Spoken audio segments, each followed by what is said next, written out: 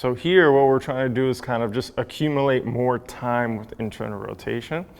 When we're talking about internal rotation of the femur, if we actually do some posterior pelvic tilting, that should facilitate internal rotation. It's not something that we want to rely on because we'd actually want the femur to be able to internally rotate without having to posterior pelvic tilt. But it's something that we can do early on, especially if someone's super limited. So the person that we're talking about here might only have about 5 degrees of hip IR, and then anything outside of that might get really pinchy on the inside of the groin. So with this, what we can do is we can take them to wherever they are, wherever they can be, and accumulate time where we're really locking in our breathing patterns and being able to really find our abs and even a little bit of hamstring. So if I have this here, I can get both feet on the wall. I can make sure that my toes are on there, they're locked in. It can be relatively straight, but it's not the end of the world if they're a little bit off.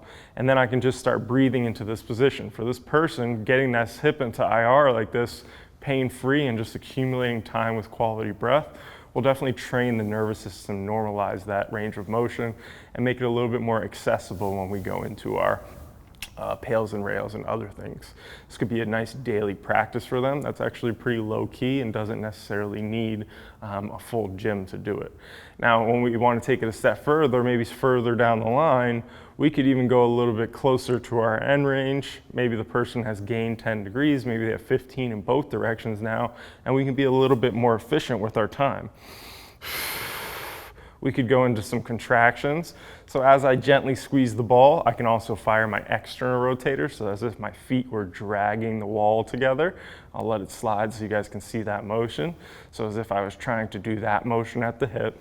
So we can do low-level isometrics there, and again, just integrating the nervous system, targeting specific tissue, and allowing us to accumulate more time in positions that were previously not accessible or that need to be worked on right now. 5 minutes is a really good start, and it can just be something that can be worked in even daily. If someone's really struggling with hip IR, this could be something that they do every single morning, get their diaphragm, get everything locked in their core, and then go on with their day. If you guys have any questions about that, let us know.